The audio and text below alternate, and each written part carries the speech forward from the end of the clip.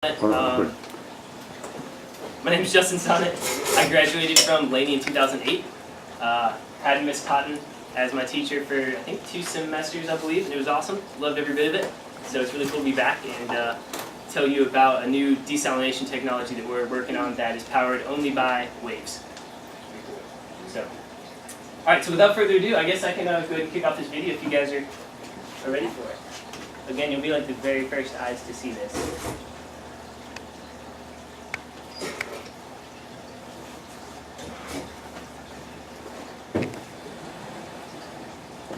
When you think of drought, you probably think of a place that looks like this, a dry, arid desert with few signs of life. But in reality, almost a third of all people suffering from water scarcity live in a place like this. 97% of the water on our planet is locked away in the oceans, and without access to desalination, that water might as well be sand. Unfortunately, today's desalination requires massive amounts of energy. Power in island communities is both expensive and polluting. Many places burn fuel oil brought in on ships. The need for so much power and the cost of it makes desalination incredibly expensive. Challenges of generating power in more isolated coastal communities means that many places lack access to reliable power. This is all Collecting rainwater is a great option, but in the dry season, no power means no water. To solve these issues, we've created Saros, a wave-powered desalination system which uses the staggering amount of energy found in waves to access the almost limitless supply of water found in our oceans. We're completely removing the dependency on electricity and fossil fuels to create one of the first environmentally conscious forms of desalination, allowing us to bring affordable fresh water to people in coastal areas all around the world. I've always loved the ocean. Being able to spend time in the water has given me an appreciation for the power of the ocean and the importance of protecting it for future generations. Since I was a kid, I've always loved designing and building things that solve problems, and working with Saros has allowed me to combine my passion for the sea with my love for just building cool stuff. I think we have the chance to do something here that has a real impact, both on the environment and people's lives. I've always had an appreciation for the sources of power found in nature, and being connected to nature is a really big part of my life. It's really great to work on a project that uses one of those sources of power to really make an impact in the world. Saros began as our senior design project while at the University of North Carolina in Charlotte. We knew from the beginning that we wanted this to be more than just a project. We wanted this to be something real. We began researching the need for water around the world and asking ourselves, who could use something like this? What we found was this huge collection of people that have been largely ignored until now. It's a significant challenge to get water to these coastal areas, particularly small islands. It's easy to picture luxurious resorts and yachts in places like the Caribbean, but there's a lot of isolated areas too, and it's not as simple as digging a well, and traditional desal plants just don't make sense. Now with Saros, that's all changed. Soon we're going to be working with nonprofits, disaster relief organizations, aid organizations, and even private individuals and companies to bring a simple, robust, and inexpensive form of desalination to areas all around the world. We're already lining up projects in Haiti and Puerto Rico, and these are places that really need water. And it works. Our prototypes have proven that we can successfully make water using only the power of ocean waves, and we can do so in a way that's simple and cost-effective. Now, we're refining our system into a user-friendly package and forming partnerships with awesome companies that can help us get Saros out into the world and making a difference. We still have some challenges ahead of us though, and we need your support. That's right. By contributing to this project in any amount, you'll be helping to push forward the development of Saros. When our funding goals are met, we'll be able to install our first long-term pilot project in the Caribbean. This will be our first step towards revolutionizing the way people approach desalination, and we need your help. Have you thought about Shark Tank? Shark Tank. We have thought about Shark Tank. So Shark Tank, does anybody watch Shark Tank here? You guys good? So Shark Tank really favors things that have really high returns really quickly for their investors. So something like this, there's a lot of development that needs to go into it, a lot of testing. And we're at least a year out from selling our first system. And then from there, we're probably 3 years out from even breaking even as a business. So Shark Tank's a little aggressive for those kind of funding things. They're pretty, I guess you could say, being profit-oriented. Yeah. So we're looking for, like, our investors have more of a social mission. They're much more laid back, and they want to see their money go towards good causes versus go towards making them a bunch of money quickly, so they can take that money they made and put it right back into making more money. So that's kind of the big difference. Shark Tank, though, interestingly enough, Shark Tank is a really cool way to get exposure, regardless of whether they invest or not. So I mean, just being on Shark Tank, think about everyone that sees it. So that's one, we thought about it for that purpose. Yeah. Have you guys ever heard of those things called bottle freakers?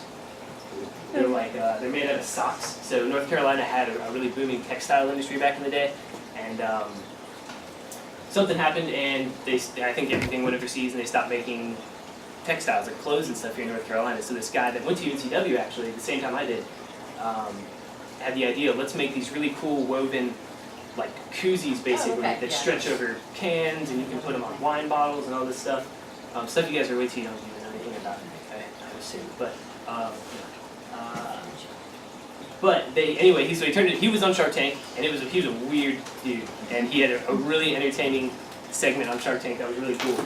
And I don't think that anybody invested, but he got so much exposure, and he was able to, like, you know, spread this mission he had out to so many different people that it was really, really successful for him. So that was really cool. So now I'm going to jump into the presentation. That other mouse is up front, it's easier to Yes. connect from there. So, hope you guys like that video. Like I see the very first people to see it. That's for a crowdfunding campaign. And like I said, I'm not asking anybody here for money, but if you could share it on Facebook and social media and stuff, if you see anything pop up on Facebook, look us up on Facebook, share it with all your friends, and tell everyone about it, because we want everybody in Wilmington to know what we're doing. Yeah. So whenever you went to UNC Charlotte, did you have more, is there ocean engineering there, or did you just go to study engineering? Just mechanical engineering. Yeah, so strictly mechanical. UNC Charlotte, there's electrical, mechanical, civil, and computer engineering. So I did mechanical. Mechanical is very broad. So what did you take before to like get to that water part? Did you do I took a lot of time on Wikipedia, really. Yeah, that's it. Before, when we first got assigned this project in school, the very first thing we did was look up, you know, what the heck is desalination? How do you do it? And then what is wave energy? And I don't think I'd ever heard of really wave energy before we started. Yeah. So at UNC Charlotte, you didn't take any like related like to oceans classes. You just like used your mechanical engineering degree to like figure out something to do with the ocean. So you didn't. Yeah, exactly. Like there was zero ocean-related anything in Charlotte, actually. Like I said, it was some of my friends that, like, you know, we'd go to the beach for class. Probably I learned it all in my class. So. Yeah, really, it was all Miss Cotton's class that taught me that. Already on foundation. No, but in all seriousness, like mechanical engineering is a big component of this, but also like the stuff I learned in your class is also a huge component. I think you had like just looking at waves and just having like personal experience with how the ocean works, and like knowing that if you like put something in the ocean, like particles are going to grow on it. It sounds so simple to us, but like those are all serious like engineering topics that we need to address. So like the people that are on my engineering team at UNCC, they knew how to crunch the numbers, but they didn't have any practical knowledge of what goes on in the ocean. You know, and they wouldn't think like, oh, you know, hurricanes really happen. They're like not just, you know, the Weather Channel. And what do you do if a hurricane comes? How's your food going to survive? Things like that. So there's a lot of practical experience that you can apply. And then engineering just kind of lets you kind of figure things out beforehand, I guess. I don't know. I've always loved to like build things when I was a kid. And I'd say the difference between what I would call like garage engineering, what we used to do when I was like a teenager, and engineering now, is that when you have an engineering degree, you have the ability to look at a problem and kind of do a lot of math and stuff to figure out if what you're going to build is actually going to work before you build it. So like when I used to build stuff before, pre-engineering, you know, I'd build stuff and it would like break all the time, and I would just like throw some more weld on it or something like that. But in reality, like engineering lets you figure that stuff out beforehand. Yeah. Confusing. So in the engineering class, do you do more of like math for the technology, or do you do more like actual building structure with that? Definitely math. And I'll preface this by saying I hated math. When I was here, AP classes were like the furthest thing. AP math classes to me were just like, there's no way I'm ever going to take an AP math class. And I actually never did. When I started UNCW, I was like so far behind the curve. I was in the second. There's like basic math at UNCW, like math 101. I was in like math 102. Where everybody else that was on the engineering track, they were starting in like calculus. And I like couldn't even spell calculus, you know, like. So there's a lot of math I had to learn how to do. And I will say, if there's anybody that's not a huge fan of math, like I was not a huge fan of math, you have a change of heart whenever you see that the math you're doing has an application in the real world. To me, math was just like, at the beginning, was just like kind of seem like pointless numbers. You know, you just, why am I scribbling all this stuff on paper? Why do I need to know this? But the second you can put a really cool engineering problem to it and solve that with math, it's like super cool, super cool. And that's when math became really interesting to me, I guess. And the second you start to find something interesting or start to enjoy it, it's not work anymore. You know, it almost becomes fun. So that's something that really, that's a switch that kind of clicked with me. That like, if it didn't click, I wouldn't be here right now. You know, and but the actual clicking of it was just effortless. Like once you realize there's a cool application, or once I realized there's a cool application, it was just fun to keep on going. So that was really fun. But so anyway, so Saros from the video, it's basically a buoy that desalinates water powered only by the motion of waves. As you saw, desalination has been around for a long time in the world. There's a lot of islands that have these big desalination plants that are cranking out tons of fresh water, but they require a whole lot of energy to operate. They're building one right now on the west coast in Carlsbad, California. They're putting it right next to a power plant. It'll be the biggest desalination plant in the Western Hemisphere, and it consumes a huge amount of energy. And not that it's necessarily bad, because there are a lot of people in that part of California that need water. So that's pretty much the only option right now. But there's some negative effects there. It uses a lot of energy, and typically, I mean, pretty much generally in today's world, energy it comes at a cost, both financially and also to the environment generally. So when you think about coal generation and things like that, they can be polluting sometimes. But also there's, when you run these big desalination plants, you take salt out of water. So what you're left with is you have fresh water, but then you have this really salty seawater that we call brine, and that's a waste product of the desalination plant. And the brine just gets dumped back into the ocean in one spot. So these huge plants are just pumping out, you know, tens of millions of gallons a day of this really, really salty water. There's one lagoon in some places, I mean, just one spot. And what that does is it raises the localized salinity of an area, and that can have pretty negative impacts on the wildlife there. So pretty common, but what sound like extreme cases, you can have dead zones around these outfalls where the salinity is so high that sea life can't live. So our approach, you know, while we still, I mean, there's no way to not have brine when you make desalinated water unless you just take out so much water that you're left with like dry salt that you could like sprinkle on roads, but ultimately the salt's going to wash back somewhere. So what our approach is, we can get around that by using much smaller, more distributed systems, so that so we're not making, you know, 50 million gallons a day and we're putting all the brine in one spot. We're making, you know, 10,000 or 40,000 gallons a day. That brine goes in one spot, and then we split up production around an island so that the impacts of raised salinity are virtually not noticeable. And the other thing we do is, because the energy we use is free, and some other kind of technical advancements, I guess you could say, we run really low recovery ratios, which means that the salt water that we're taking very little fresh water out of all the salt water we bring in. So our brine discharge is not a whole lot saltier than the ocean is now. So typical seawater is around 35,000 parts per million of dissolved salts or solids.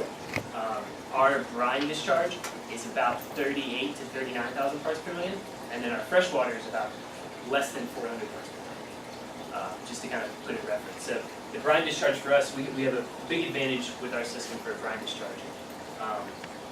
So today I'm going to tell you more about Saros. This will be pretty quick, and what we're specifically doing. Then I'm going to tell you about desalination, and how the world desalinates water, and the pros and cons of all those things of it.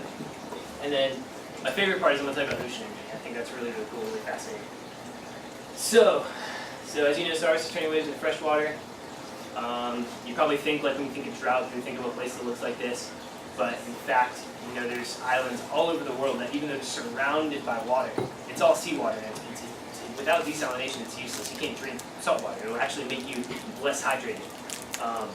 So it's amazing how many places throughout the world are coastal regions that struggle with water. It's not just, you know, people in deserts, you know, that you think carry buckets of water on their shoulders from wells and things that they dig. Islands have big problems too, and the problem with islands is that you can't dig a well on an island, because you're so close to the ocean that if you dig a well, the groundwater is even salty. So they really have no option except to collect rainwater. And surprisingly, in a lot of developed places now, they actually barge water in ships over these places, which to us is just so foreign sounding. You know, we turn on a faucet and out comes water, but it's really easy to take for granted. A lot of places have to actually like fill up ships full of water and take them to islands, which is just like the craziest thing to me. I met these people that they started a company where they're taking water from like Curacao, which is in South America, and they have this like tugboat, and they have these giant bags, and they fill these giant bags with fresh water in Curacao, which has a surplus of water, and then they just tow these bags across the Caribbean Ocean to Barbados. I think it's Barbados, somewhere like in the middle of the Caribbean. And to think about how expensive that must be to fill a bag with fresh water and then just drag it across an entire ocean to get it to an island. That's how desperate a lot of these places are and how much water they need. So I told you what's wrong with typical desalination, the harmful environmental impacts due to the brine and also the need for energy. But also they're really expensive to build, maintain, and especially expensive to operate because they require so much power. I was in St. Croix probably 4 or 5 months ago, and I was talking to a guy there that, so we pay about, here in Wilmington, we pay like a third of a tenth of a penny or something like that per gallon for water. They pay like 1.8 cents a gallon for water in the Bahamas. And as soon as you reach a certain water usage level, it jumps up to 2.4, and that's really quickly. So imagine paying 2.5 cents a gallon for water when you're taking a shower. So what this guy in St. Croix does is he's got his own desalination systems. And he's got 3 of them, and he's got a big house. It's like he calls it a plantation. It's not quite that big, but it's a large house. He's got 3 desalination systems. He makes about 3,500 gallons of water a day to water his grass and use in his house. He spends over $20,000 a year in electricity alone to make that much water. $20,000 a year. So if you can remove the need for electricity and replace it with, let's say, I don't know, free wave energy, the savings are incredible.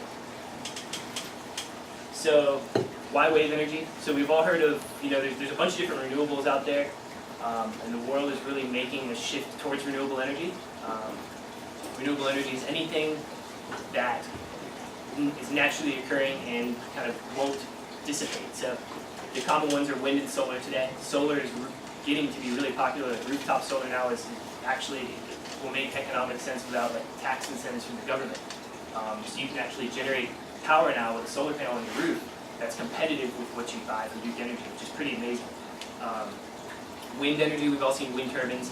Wind and solar are all really established. But what's cool about wave energy is that it's just so dense. So I'm assuming everyone in here has been in the ocean. You probably gotten knocked off your feet by a wave. I'm sure there's a lot of surfers in here, and you guys have been pounded a couple times. And we've all seen, at least videos of just huge ships being lifted in the air by a wave. And that just doesn't happen for free. There's a lot of energy in a wave that lifts this massive ship in the air. There's a lot of energy in waves.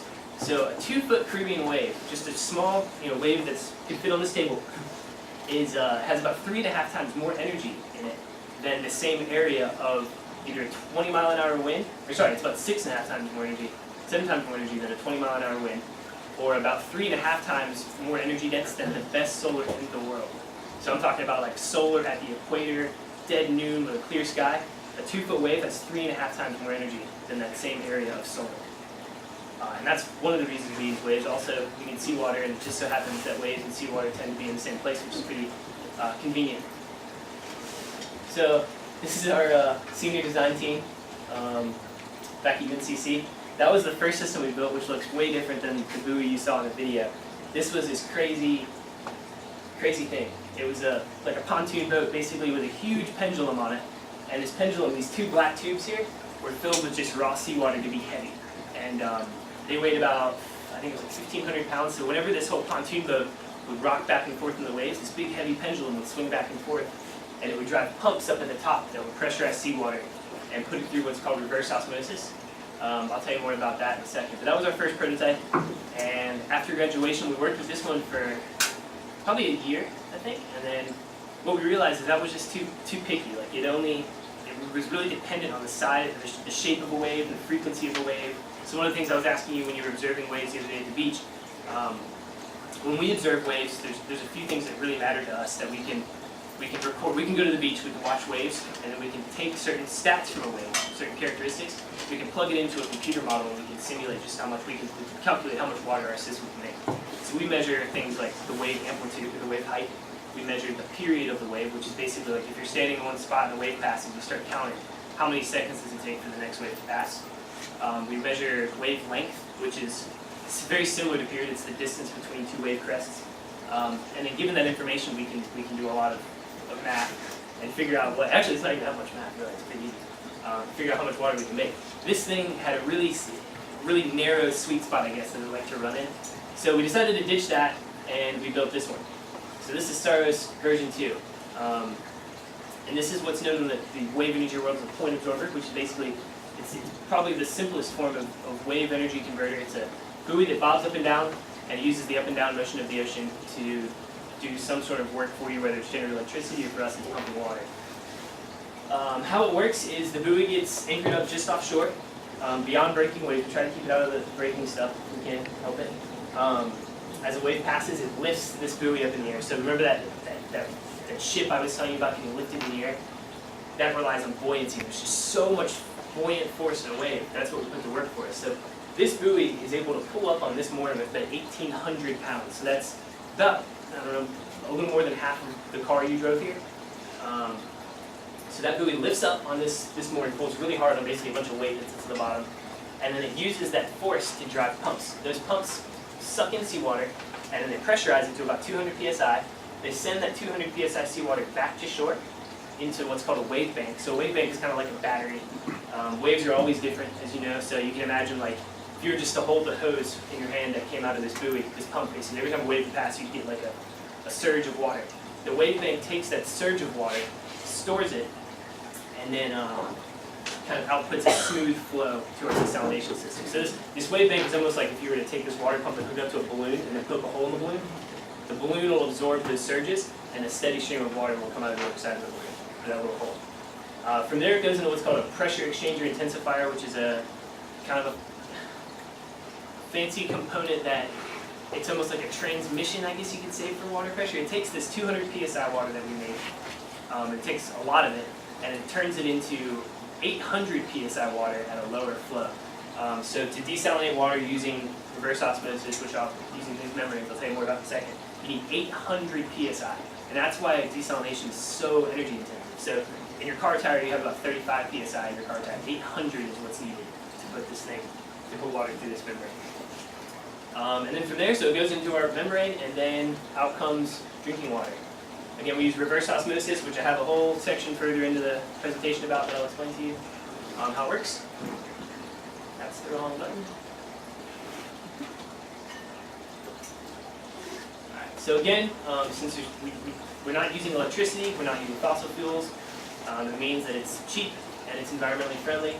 And what's really cool about, I guess, it being cheap is that because it's so much less expensive than what people are doing now, it means that we can put these buoys in places that couldn't afford desalination before. So there's so many more remote places that just don't have the money or even access to reliable energy to run a desalination system. With this buoy, they can pretty much just drop this thing off an island and start making water for them, drag and drop. So we moved back to Wilmington after spending 2 years in Charlotte. Why we moved back is pretty obvious, I would say. There's an ocean here, which is really handy. So it's great because it lets us test our system. Let me put it this way. When we were in Charlotte and we wanted to test our system, we planned like 2 weeks ahead of time. You know, we find a boat that we needed to use, we get a hotel room, all these things. And then a day before we decided to test, a thunderstorm would roll through. And then we'd just be like, well, shoot, we'd have to start all over again. So what's cool about this is Chris and I, the other guy in that video, we can sit in our office and like look out the window and be like, dude, it's nice out. Go on WB Live Surf and be like, it's pretty flat, we could probably get the buoy out right now, let's go. And we go. And so there's so much flexibility that comes with it. Wilmington has a pretty awesome growing business community. So while the buoy's out in the water being tested and we're gathering data, we're able to develop the business and figure out who to sell these to and how much to sell them for and where to find the money to keep building them and things like that. And then lastly, and probably one of the coolest things about Wilmington is the atmosphere. Like I said in Charlotte, not many people have the ocean on their mind, but in Wilmington, I'd say the majority of people in this town kind of have salt water in their veins. And they just think that things like this, because it goes in the ocean, you're just kind of interesting and cool. So there's been a lot of support and just interest, which goes a long way. A lot of encouragement, I guess you could say. A lot of people willing to help us out, so that's been really cool. So this is what we have coming up in the next, this is our next, I guess, big milestone. We're working with the town of Wrightsville Beach and hopefully Crystal Pier, although we haven't said anything to them yet, so don't like give away the surprise, because we're going to make sure we have our ducks in a row first. But we'd love to put this buoy off of Crystal Pier over the winter, have a shed at the end of the pier. The buoy, like I said, sits off the pier and it pumps away and sends water back to the pier. And then in that shed is where our desalination equipment is. But what's really cool is on the outside of the shed we can have like signs and maybe like a little computer screen that can tell people, tell the public like, you know, what we're doing, who this can help, why the Crystal Pier is so awesome for letting us use their pier.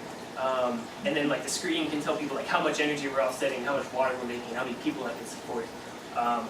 Then we can take the water and we can use it for cool things to help engage the community, like a beach shower underneath the pier, or we've talked to some local breweries about making beer with the water that we make. So I think a lot of people in Wilmington that would be pretty excited about drinking beer that was made completely from waste. And we've talked to 3 breweries now, and they all want to do it, and they all want to like work together. So we have like a rotational thing going on where we take our water to different breweries all around town, and they all make their own version of beer. And we can have local artists like drop a cool label on the bottle, like a sea monster, I don't know. And just a cool way to spread the word about what we're doing and literally get the community firsthand involved with what we're up to. And at the same time for us, this pier project gives us a test site in our own backyard. Because there are problems we can solve now with short-term testing, but there are problems that are going to pop up in the future, like what happens if barnacles grow on our mooring line, or what happens when the UV rays from the sun start to deteriorate a certain part of the system. Those are all long-term effects that we need to figure out before we start selling these things, and this will let us do that. And it will be right in our own backyard, so we can literally within 10 minutes be right at the device and working on it if something is wrong. We do have a test coming up with, the first time we actually make water will be with Jeanette's Pier, which is in Nags Head, North Carolina. Up in the Outer Banks, if anybody's ever been there. Jeanette's Pier has, it's like the sweetest pier ever. It's really cool. It's this really long concrete pier. I think it's the longest one on the East Coast, the longest fishing pier on the East Coast. They have 3 wind turbines, which you might be able to see in that picture. They reuse like 97% of their water, which is just like insane. They have this really high-tech system underground that like recycles all the water that they use. The only thing they don't do is the reason they can't recycle all of it is because people don't want to drink toilet water out of a water fountain. They don't like the idea of like, you know, even though it's been treated and stuff, that happening. So anyway, they have a really cool system, and they also have a partnership with the University of North Carolina Coastal Studies Institute, or CSI is what they call it. They have 2 dedicated wave energy device test sites right up here, and there have been a couple companies, well, there have been 2 companies, us and then Resolute Marine Energy, since the conception of this wave energy program that tested here. And we want to, it's just really easy for us to make water on that pier at first, because the permitting we have to do at Riceville can take a long time. So that's coming up pretty soon with our latest prototype we're building now. And then we also have, next year we have 2 pilot projects. One is on Caja de Muertos, which is off of Ponce in Puerto Rico, which I'm really excited about. Puerto Rico is really cool. Yeah? So whenever you were first trying to build, like, I know that you said like the salt and like how it would affect animals, but like the animals that are like in the water, how would that affect it? If the shark was like swimming towards it, or like the bird, pelican, they were down and decided to like pick at it, because you said like the sun, the UVs would like destroy the top part of it. How do you feel it's That's a fantastic question. That might be t-shirt worthy. So there are a lot of things like that there have been documentation on in the past. So we're not the first people to put a buoy in the ocean, which is great, because there's a lot of things that, believe it or not, there are like scholarly articles on buoys, which is like, you know, it seems like the simplest thing in the world. You'll have problems with, like we have a small solar panel on our buoy right now that powers our instrumentation and lets us send data back to shore so we can see what's going on. Birds doing their thing on that, you know, can block some solar panel area. Sharks and stuff, we'll probably never even know they're there.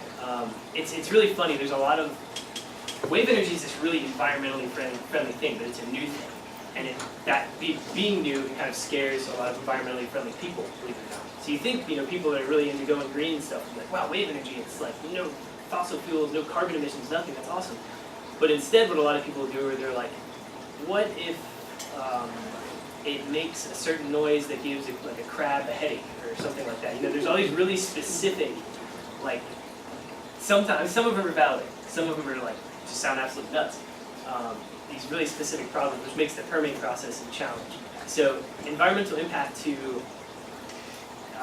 local sea life is something that we know is not going to be a big issue, but it's something that has to be academically studied. And what's really cool is the wave energy industry is this growing industry that's in its infancy that's doing a lot of research right now to make the permitting process much more streamlined. So they're building this wealth of knowledge that they can then use to apply to wave energy systems all across the world. Because right now, like, I take this to Wrightsville Beach, and those guys are like, what the heck is a wave energy device? You know, like, where do we even begin to know how to permit this?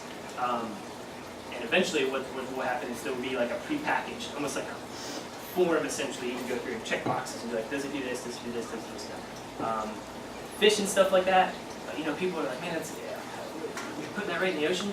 It's funny, fishermen, every single time we go to the boat ramp with this thing, they're like, hey man, where you put that thing? Because they want to fish around it. And when I dive on it, there's all these fish. I mean, it's like this whole ecosystem we kind of created. It's fascinating. Like, you guys could go here and collect all kinds of samples. I mean, there's like little shrimp and what are those little Jack crevalles, yeah, tons of those, and like all these cool critters like hanging out around this thing. And I think they like it. I mean, otherwise I don't think they'd be hanging out around it. Plankton and things like that, like more passive creatures, I guess, that can't, like, let's say we have an intake tube, right? And it's got a filter on it, and because it's intaking water, there's some amount of current that's pulling things towards that filter. So if you're like a little plankton, you could theoretically get into a position where you couldn't swim faster than the current, you know, and you get sucked into it, which would be bad. So what we're doing is we're designing really cool intake methods that have really huge intake screens. And what that does is it lowers the velocity of the water coming in because it can be spread around the entire surface of the filter, which means that the things are able to swim away from it. It's called impingement and entrapment, the two kind of technical terms for things like this. So they're all things we're addressing and they're things we're figuring out. And